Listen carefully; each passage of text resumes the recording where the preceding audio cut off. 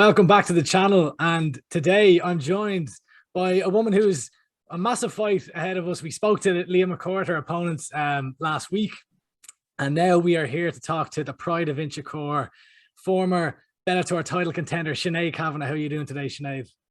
I'm good, Andy. I'm good. I'm top of the world. I am. Glad to hear. So I was just saying that you had a quite enough Christmas there. Yeah, just as I said, just went out, had a few on Christmas Day and a few drinks on New Year's Eve. That was it. Like, nothing mad, nothing explosive. Just I have to wait till after February. Exactly. Well, as you said, so Friday, February 25th, the Bellator 275, Sinead Kavanagh versus Leah McCourt goes down. A huge fight. What was your initial reaction to I guess getting the news that this fight was on the cards?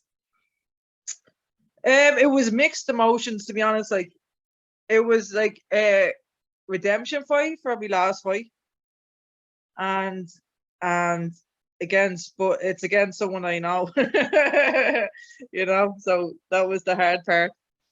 I want to talk about, we'll go all into this fight coming up, the Leah McCourt fight, but I do want to talk a little bit about the Cyborg fight. Like, obviously, you know, you didn't get the win. It was first round knockout.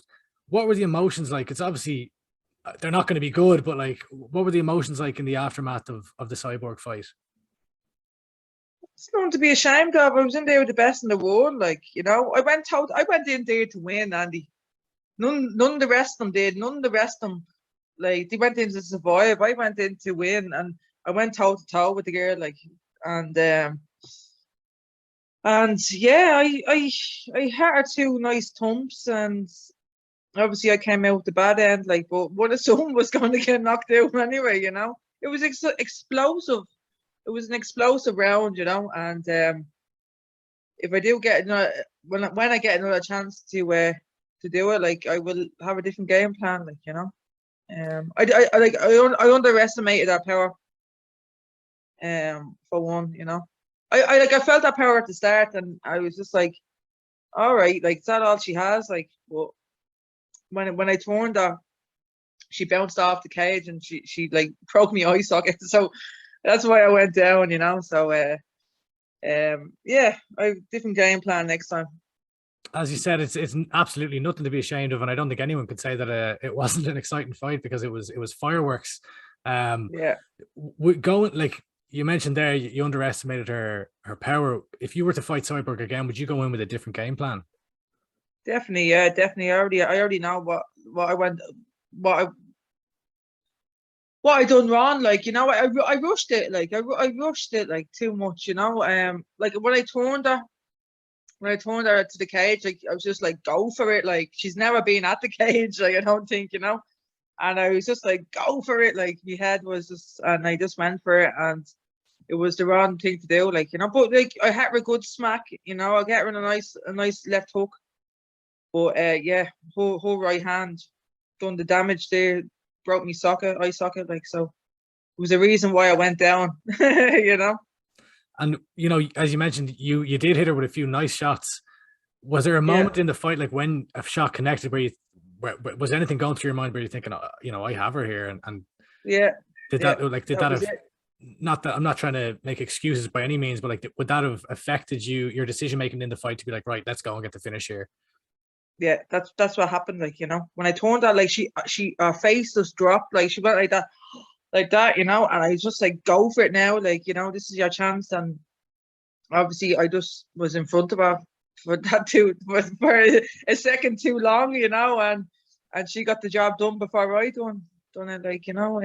Yeah, like, it was the digs were thrown, and they were heavy shots, you know. So, you know, I'm an exciting fighter, and again, I would like, I obviously I'll learn. What's the saying? Once bitten, twice shy. So my next time I will definitely different game plan. I think your coach has a saying, win or learn, as well, doesn't he? Yeah, yeah, yeah, exactly. And Sinead, like, for someone looking at, say, a media perspective or a fan perspective, we all see, you know, the highs and fight night, and we can kind of get an insight into the emotions around, you know, the fight itself and the immediate aftermath in the cage. But what we don't see is the next day like that's something that the fighters themselves, only you guys will know what it's like. So like, Yeah. what was that next day like when you wake up and you mentioned like a shattered eye socket? Like that's, yeah. How were you feeling the next day after the fight? I guess. Yeah, you drink. Yeah, it was. Yeah, it's do you know what, Andy? It's a dark space in your head. Like at times, like you're trying to get over it, like, but like then it's the back of your head, your conscience just thinking like how you messed up and what you done wrong and stuff like that. But yeah, like yeah, it's not a good. It's not a good space, and it was a good space. Like I got there, I done it, but I didn't do it justice. I think I need to run it back again, and do myself proud that I know I can do it. Like if I had gone on the later stage, I think like I would have calmed down a little bit more, and that's what happened. But yeah, so I woke up a broken eye socket. Because I was actually after the fight, then I blew my nose, like, and my eye went pop up, like we didn't know it was broken, like, and then I went drinking with Cyborg that night, and then the next day I went to the hospital. The next morning, like, so me and my missus went to the hospital, like, so they were like, yeah, you're broken eye socket. So we were there for like, I don't know, day and a half in the hospital. Like we had to go to 2 hospitals, so to get a second opinion, about it. But yeah, so it was that wasn't nice. That wasn't good, Yeah. So you went on just the being in session hospital, like before getting your eyes just even more like crap that you have to deal with. You're already like dealing with this, and then you're in hospital, like, and it's just like, oh, like, it was meant to be a holiday after. So it was a bit hostile in the lead up. Cyborg had you blocked and everything, but you obviously made amends after. Like, what was the night out with Cyborg like? First of all, yeah, it was mad. Like, it's like, who could say that? Like, yeah, it was great.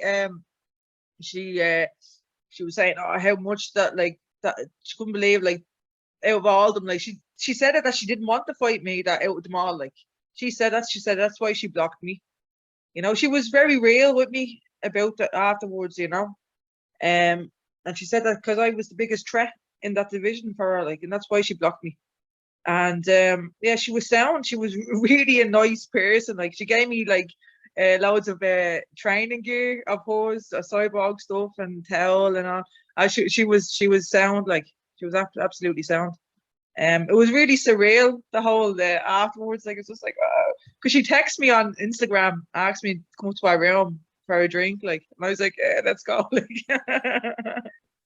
that's amazing. That's amazing. And like, isn't it? It's great, isn't it? Yeah, it's a mad sport where you can, a woman who's after shattering your eye socket, you're out on the sauce with her the next night. Yeah. That night, yeah, Daddy, yeah. Or that night, yeah. Yeah. Picking yourself up from, you mentioned it, it's a dark space emotionally the day after. To pick yourself up again, like how do you do that? Or like, was there any messages of support from people close to you or anything like that that kind of gave you that boost? Or no, I'd say it's just a part of life. It's like everything in life. You just need to get on with it. Like, life goes on. It's just a fight. At the end of the day, you're doing something you love. You gave it your best shot. Like, you just had to get that into your head and just move on. Like, and just get back sparring, get back training, get back fighting. That's it. It's forgotten about. I'm on to the next thing now, which is Leah. That's just a part of life, Andy. And yeah, no, definitely. And switching over to the Leah fight, like, at what point did Leah's name start getting put forward to you? Like, how did the fight come about? The fight came about was so I was asked. I asked, can I be on the Bellator card, like, and they were like, yeah, like, you can be, but it's against Leah, like. So that was it, And you mentioned it was mixed emotions. So the contract came. The contract came, and it was Leah's name on it. So that was it. It was either sign it or not fight. So I have to fight. Like, I want, You mentioned mixed emotions. like, how do you feel about fighting Leah, like someone that you're very familiar with? Yeah, like yeah, it's different. Like I don't know. It's like it's mixed. Like it's like oh, I want the fight, but it's against like it's I don't know. It's a bit shitty, and then it's just mad. Like it's crazy. It just needs to be done though. Like we'll hug and kiss afterwards. Like, but like I would be used to that in the boxing situation where we fought each other. Like you know, so you have to fight each other to be the best in Ireland. So it's Do just you, something you have to do, isn't it? do you think that MMA and boxing are a little bit different in that regard? In that it seems in boxing, you're coming, you might fight someone many times on the way up and through the amateur ranks and underage and all that stuff, whereas it may not be as frequent or as common in MMA, at least today, especially with there's I imagine there's many more Irish female boxers than there are female martial artists in Ireland. Yeah, yeah. It's like a thing in MMA where we're not meant to be fighting each other or something like that, isn't it? Like, but the same way, like I don't know. Yeah, with boxing, it's just you have to do it. Like you have to be the best to go away. So it's something that you just have to do. Like, As a um, as a yeah. competitor, in the rankings right now, it's Leah McCourt number 4, Sinead Kavanagh number 5. You're coming off a title shot. Is it important to you that this fight does happen to establish yourself as the number 1 in Ireland? It's to be honest, Andy, I just want to get back to that title. And she's just it's a name that's starting to being like given to me, like so. Same with her, like it's a name that she's had to be given to. We're just gonna have to do it to get the next step, like you know. Um, When I spoke to yeah, Leah last week, what she said, the way she kind of described it was, she's like, I've driven down to Dublin to spar yourself, Sinead. Why not just do this in the Tree Arena and get paid for it? yeah, exactly. Like, yeah. That's it. But You just have to put that things aside, friendships aside, and stuff like that. Like and just do it. Like, just do it. That's it. It's entertaining fight. Like, why not? Like, we're both talented women. Like in Ireland, top 5 in the world. Uh, it's a next step up. Like it's the only shitty thing is it's gonna be a loser. And it's no one's guaranteed this win. Like between the two of us, none of us is guaranteed it. Like so, it's just whoever's better on that night, whoever does it, is gonna get the hand raised. yeah, it's your first time fighting in Ireland since 2017. Is that an extra kind of? Does it make it extra special for you? Was that the last time I fought? Was it? Yeah, it was on the McKee versus Moore fight or fight Yeah, card. it's mad. Yeah, it's crazy. It's been so long. Yeah, so I am looking forward to fighting in front of fans.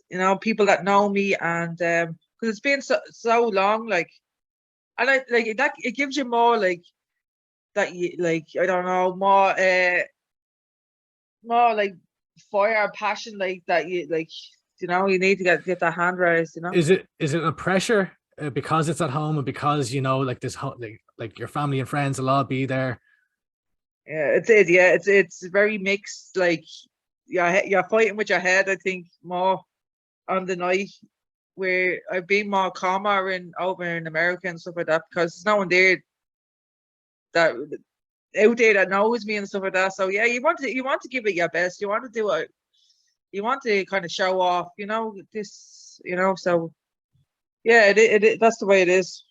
Is that something that you prefer though? Like, would you prefer to be fighting at home or fighting in, I don't know because Packerville, Oklahoma, where there's no one from Inchicore? My missus always said I'm never going to Tackerville.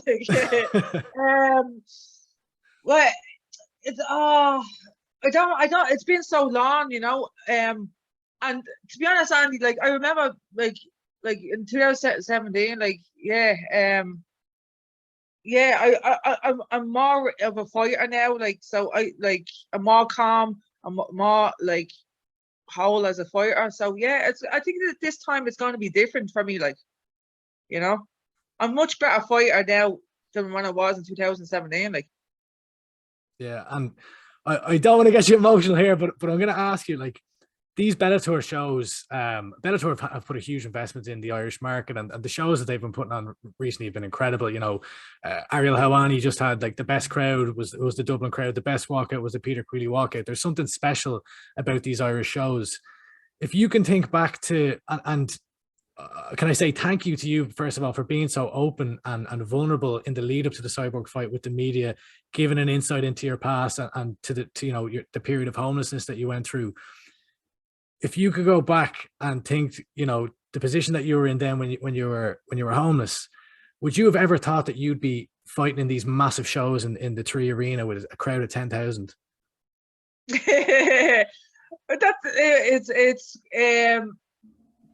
That's why I kept at it at the time, and it was I always had this dream that I would do that, like, you know.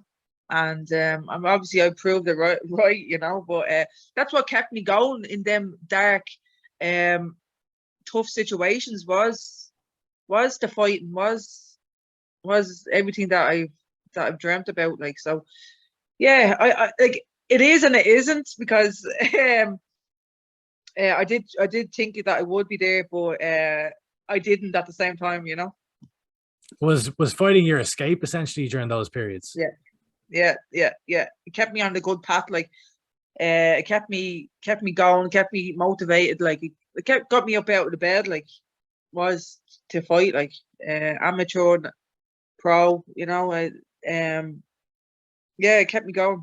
Like, without the fight, I could have gone down a different path. Like, and I'm always like, it's done something in my life that I'm always thankful for. Like, I think your story is inspirational, and you know, you're a credit to Irish MMA. If you were to, I guess, what would you say to your younger self who was, you know, in those difficult situations, like as to where you are now, where on top of the world to an extent? What would you say to your old self who was, you know, homeless in Dublin? Yeah, just keep going. There's brighter days, you know. That's it. Yeah. I'll stop with the emotional questions now. So yeah. Friday, 25th of February. Is this the biggest fight in Irish MMA history? Yeah, I think so. I definitely think so. It is, like, two females, Irish, top 5, talented, dangerous in their own right, and so much on the line for this fight. Yeah, I really do think so. Like, there's no one going to leave that seat for this fight, for sure. Is it like, are the two of you, do you feel like sorry, I won't ask for the two of you, but for yourself, do you feel like you're a role model for the young up-and-comers up-and-coming women in Irish MMA? You know, we've got, as you said, like 2 ranked women fighting for title contention essentially on one of the biggest promotions in the world. Do you feel that you're a role model for the younger generation? It's mad when it's I suppose I am, like, but it's crazy. Like, I don't see myself like that. Which is mad. Like, you know, I've done this for myself. That's what I started this journey for. Like, but I suppose at the end, then on the way I have, that's what's starting to come into it. Like, and it's great. Yeah, it's great that younger MMA girls look up to me, and yeah, it's crazy. Yeah. And I'll put my media hat on here now. I know there's no bad blood. I know that there's going to be no back and forth. This is a purely competitive fight between 2 athletes. But I got to ask about these spars. How have your spars gone between each other? It's been a while now. Like, I don't know when's the last one we had, but yeah, it was just back and forth. You know, she has her thing, I have my thing, which is, as I said, we're both dangerous, because we know what we bring, like, and yeah, it's like she's good at what she does, I'm good at what I do, and it's just two different sports, like in one sport. I won't Boxing ask. versus judo, jits, you know, it's crazy. Yeah, I won't ask you to give too much away, but I guess coming out of those spars, like, do you feel confident taking the experience and the knowledge from those spars going into this fight that you're going to get the job done? Like, of course, you need to be confident, like, you know, and I just like I was confident in every. You have to be confident. That's what you have to do in the fight game, you know. So yeah, I am, but I know what she can do, like, you know, and she's dangerous, like, so. I can't be too overconfident, because that will just get you hurt, you know. Yeah. So when the cage door locks, I asked Leah the same question. What can fans expect on at Bellator 275? Sinead Kavanagh versus Leah McCourt. Fireworks, isn't it? It's just nitty gritty. We're just gonna get down. We're just gonna get down to it, and that's it. You know, we're just gonna try to hurt each other. That's all there is. Case closed. Sinead, I really appreciate the time. I can't wait for this fight. I don't want anyone to lose from an Irish perspective. I want both of us to win. I know. At the end of the day, there can only be one winner, and we'll find out on the 25th of February. Sinead, one last thing. I hope that you do feel like a role model, because I think you're a role model to a lot of people, not just on the women's side, but your story is incredible. And I think that a lot of people can, gain strength from it. So keep doing you. And I really appreciate the time today. You're a credit to Irish MMA, and I look forward to watching yourself and Leah McCourt fight. And I'll chat to you later. Thank you. Thanks, Sinead.